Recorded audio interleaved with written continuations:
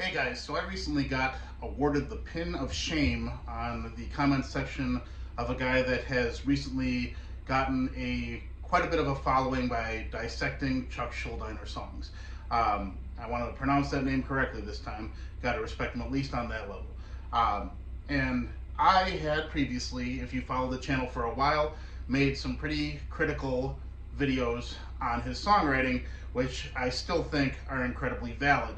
And my goal is not to try to boost myself over his efforts. I do think that regardless of the faults, they are landmark achievements in extreme music. I do like the death material. I think he was a great riff writer and a very poor songwriter. And even when I was not analytically listening to music when I was a kid in high school, I started being able to, after repeated listens, pick out the arrangements and understand the flaws. Understand that there is not a whole lot of utility in what's going on with these arrangements, or finding them to be puzzling in general, not seeing how it tells the story in any kind of manner that makes sense in any way. And many people will say that that is a subjective take on it, but if you look at it, if you really look at it and see past the fact that you might really like the material that Death has put out, you will come to that conclusion. It's not easy to do so, because doing that not only puts your hero under the microscope, but you yourself, because you'll have to acknowledge that you like haphazard songwriting, and that's totally fine. You know, you don't have to love things that are just inherently filled with quality. There's plenty of garbage that I love. There's plenty of garbage that everybody loves. But the thing about metal, the reason that a lot of us love metal is it allowed us to see past the layer of bullshit that just permeates every other kind of avenue for entertainment or art. It was able to show us that there's more out there than what is immediately projected to you. And the issue that you have with that is eventually that will result in gatekeeping. And I don't think gatekeeping is a bad thing, but when you're able to see that there is more out there than what is readily available, you have to look for it, you have to see that there's quality out there, you are going to want to convince people that it's out there. And once again, it's not to better yourself, but it's because you want people that are like-minded to you to have the same kind of revelation. You want them to understand that there's quality out there. Doing that is better for everyone involved. It's better for the consumer. It's better for the artist to see that there are templates that lack in terms of there being something comprehensive to a song structure, or something that is inherently telling a story in any way, something that just makes sense on a simple level.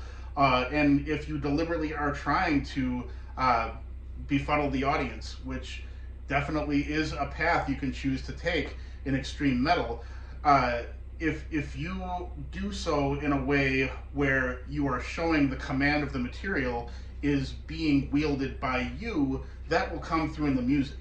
But if you do so in a way where you're not seeing the logic from A to Z, then that will expose you as well. And the issue with fanboyism in general, if you're gonna love metal, if you're gonna encounter this form of music, you're undoubtedly gonna find people that you respect so much that you're gonna deify them. And unfortunately, in Chuck's case, because he died young and tragically, he is now, you cannot criticize him. It's verboten to criticize him, and that's a shame, because if you're into metal, you should realize that trying to make heroes out of normal people is a fool's errand. Making heroes out of people is what people that love pop do. It's the kind of avenue your mind takes when you think that someone has a larger than life personality, and you start respecting them on a level that is more intimate than just what the art is presenting to you. It's the reason why people that are normies will listen to idiots that like Taylor Swift and their opinions on climate change, stuff like that. And we don't like seeing that in metal either. We don't like seeing that avenue taken because it betrays the concept that we all understand on a very superficial level in metal in general, where it is a layer of bullshit we try to break through to find the real meaning behind things. And with Chuck dying young, it's the same thing with like Kobe Bryant. He dies the same way Jeremy Irons does in Die Hard with a Vengeance. And all of a sudden, we forget about his sexual assault case. Well, Chuck died pretty tragically too, but he should be held accountable for the songwriting that he did. And if we're going to uphold him as the standard that progressive metal, technical metal, whatever you want to call it, is going to be held to, we have to acknowledge the faults along with the strengths. And this guy that went ahead and made this video on Chuck is indirectly exposing the flaws, and because he's a fan, he's championing them as pros instead of cons, which is very bewildering. But let's just get to his video here. I'm just going to skip around and show the important parts, but we're going to start with a quote Chuck said directly about how he writes music.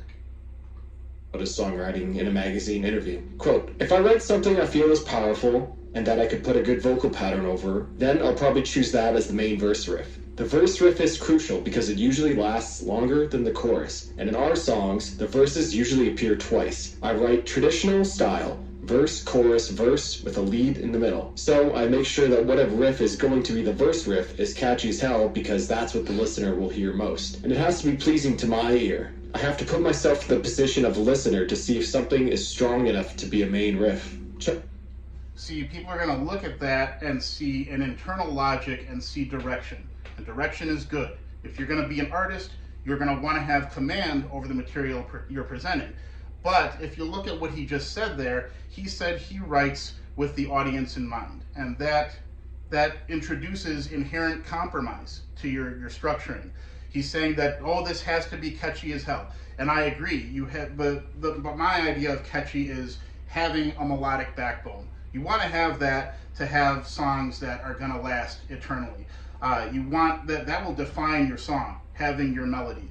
But if you're saying that you want it to be catchy because you want your audience to gravitate towards it, you're putting yourself in a box. You're already saying, I am coming to the plate, here's what I want to do, but now I have to imagine what the audience wants. And that's the compromise. You're bringing in compromise, and that causes you to erode the artistry behind your command. And I know that that's a hard thing for people to acknowledge because you can't create something purely objectively ignoring the audience. If you're making art, you're going to want to introduce it to people. You're going to want to show who you are to the audience. So yes, that window of how people are going to view you is never going to be completely shut. But for this to be his first bullet point, that is a problem. And for him to say, I write traditionally, and then he talks about the structuring, the verse, the chorus, and the roles they're going to play in each song. If you have an arrangement template set up, you're already kind of giving the same storyline to every song that you're going to be writing. And instead of having the song kind of tell its own story by letting the melody dictate where the song ends, by letting the arrangement naturally flow to tell a story you are trying to tell, you're already making it framed out. You're already putting the rise and fall, the natural, like how a movie would play out. You're deciding where the intros, the climaxes, and the outros land. If you do that, you're telling the story before the melody gets to do that for you. And that's the problem. But we're gonna continue forward here because he actually outlines the structures that most of the songs in the catalog take. Chuck writes songs like this. Intro, section 1, section 2, section 3, bridge, or perhaps you could call this maybe the chorus, section 1, section 2, section 3, outro. You can add and remove sections as needed, but in general, this is what most of the songs look like. Going back to the Chuck quote, I suppose you could simplify that down to verse, chorus, bridge, verse, chorus, but I feel like that is selling it very short and way oversimplifying it. Each repeat... Let's look at that one more time. Now, the idea of there being a typical song structure, that's your problem. You don't ever want to approach music or art or anything with typicality in mind. You don't want to bring in a template. You don't want to typecast yourself. But by this being a formula and him just plugging in things, that's where you're compromising yourself even further. And if you look at what he has written down here, as he even admitted in the video, you have essentially intro, verse, chorus, bridge, and then you have the same thing again, verse, outro. And he will go on to say in the video, I'm not going to show you every single bullet point in the video, but he will go on to say that after the bridge, the entire song repeats the same way, but the chorus is taken out and an outro is put in its place. And it's repeated the same exact way.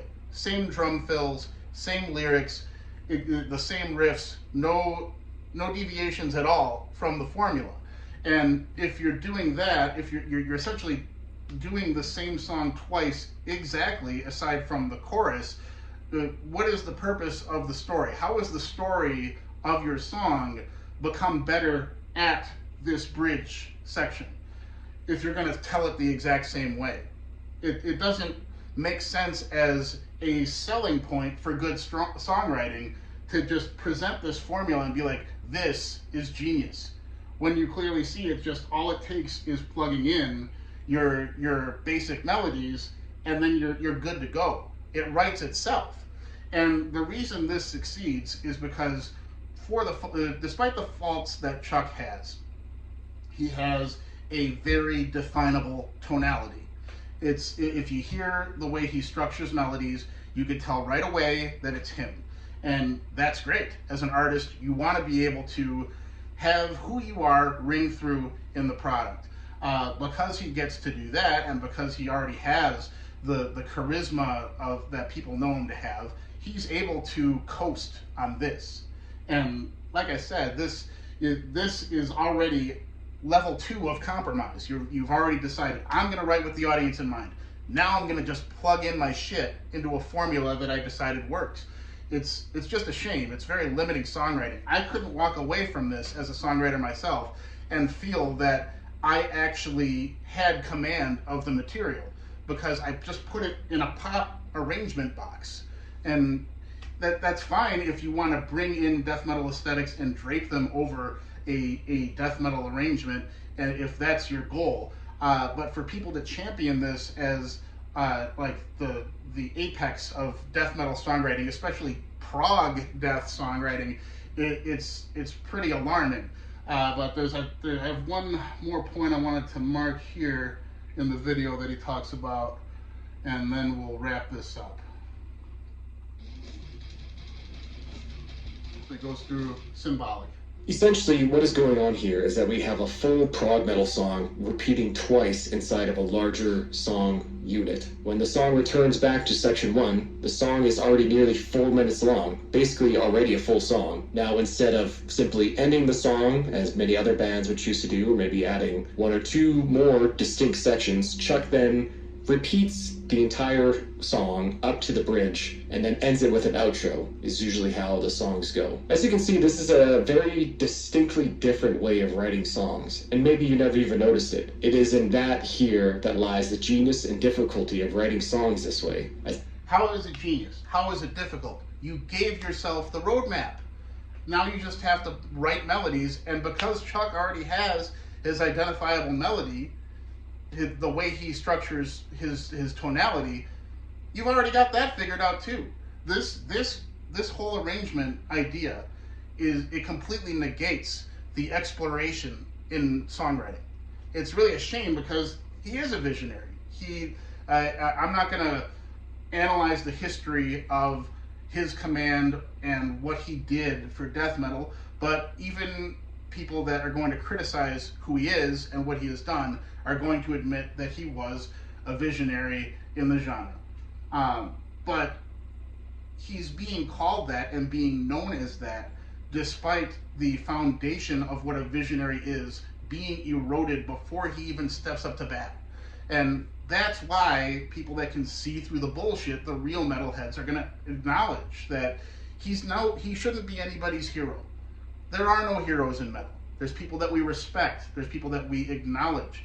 But deep down, we're all fucking guys. We all have the same shortcomings, and some of us have plenty more shortcomings than others. So remember not to make heroes in any regard.